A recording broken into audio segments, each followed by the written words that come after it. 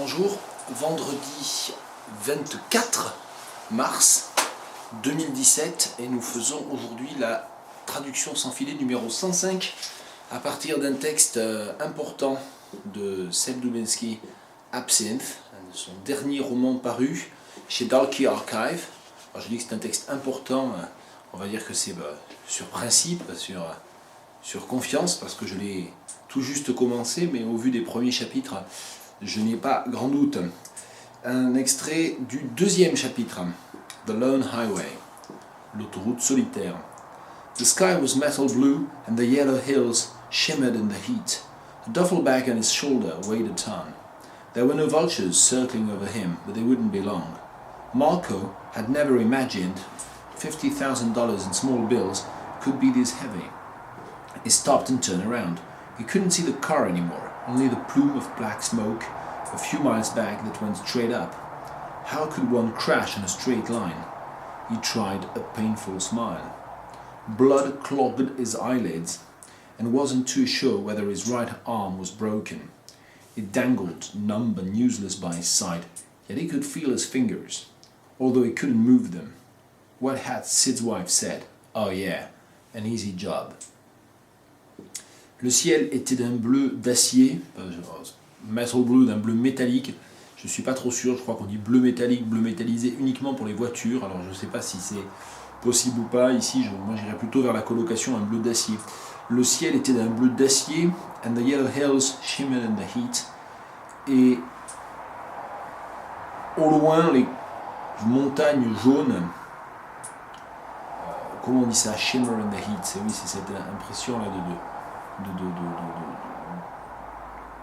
qu'un objet ou qu'un paysage qui se trouve au loin bouge dans la chaleur, c'est-à-dire que la chaleur fait bouger. Est-ce qu'on dit miroiter, est-ce qu'on dit vibrer, non, on ne dit pas vibrer, est-ce qu'on dit trembler? Et dans la chaleur, les montagnes jaunes tremblotaient au loin. C'est pas terrible ça, il y a mieux. Hein. Shimmer, c'est aussi grésiller, hein. C'est ce que fait la viande, en fait, des abats par exemple dans une poêle. The duffel bag on his shoulder weighed a ton.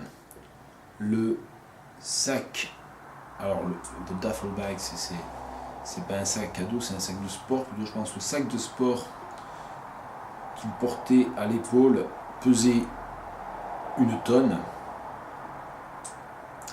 Pesait des tonnes en français plutôt. There were no vultures circling over him, but they wouldn't be long. Il n'y avait pas de vautours au-dessus de sa tête, mais ça n'allait pas tarder. Marco had never imagined $50,000 in small bills could be this heavy. Je ne crois pas qu'il soit question ici de François Fillon, hein. Il n'y a aucune allusion. Hein. C'est trop tôt, ça serait un anachronisme. Marco n'aurait jamais pensé que $50,000 en petites coupures pèserait autant. He stopped and turned around. Il s'arrêta, regarda autour de lui. He couldn't see the car anymore. Il ne voyait plus la voiture. Only the plume of black smoke a few miles back that went straight up. Seulement, alors le plume, c'est le plumeau ou le plumé, le filet peut-être de fumée noire. Seulement le filet de fumée noire à quelques kilomètres de là, that went straight up. Seulement le filet de fumée noire qui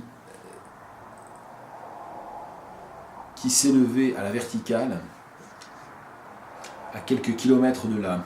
Et donc en français, on va réagencer, c'est-à-dire au lieu d'avoir le filet de fumée, puis la distance, puis la manière dont le filet monte donc directement à la verticale, on va finir par la notation de distance.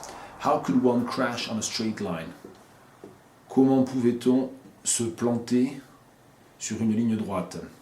He tried a painful smile.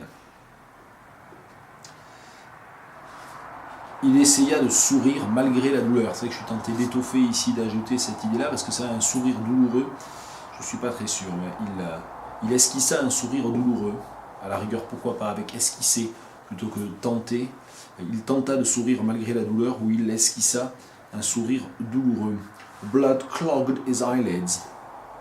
Il avait les paupières collé par le sang, il avait du sang collé aux paupières, and he wasn't too sure whether his right arm was broken, et il ne savait pas si son bras droit était cassé. It dangled numb and useless by his side. Il ballottait contre, comment on dit ça, balloter by his side, contre son... Il ballottait contre sa hanche, peut-être, il ballottait contre sa hanche, insensible et inutile. C'est pas terrible ça. Il y a les could feel his fingers.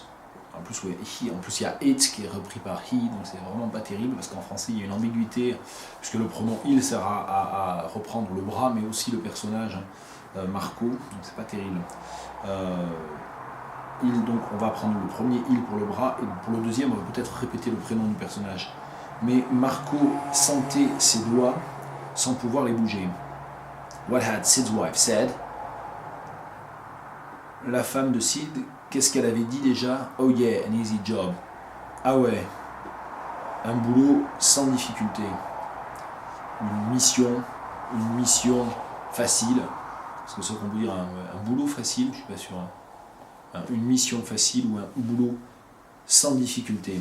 Voilà, petit extrait pour vous donner envie aussi d'aller voir du côté de Absinthe. Je traduirai peut-être plus tard le premier chapitre dans lequel on voit les dieux à l'œuvre, puisque parmi les personnages de ce roman, il y a aussi Hermès et Legba, le dieu haïtien. Donc voilà, c'est une particularité du roman. C'est une idée très, très maligne, très fine dans la narration de ce roman, Absinthe, de Seb Dubinsky.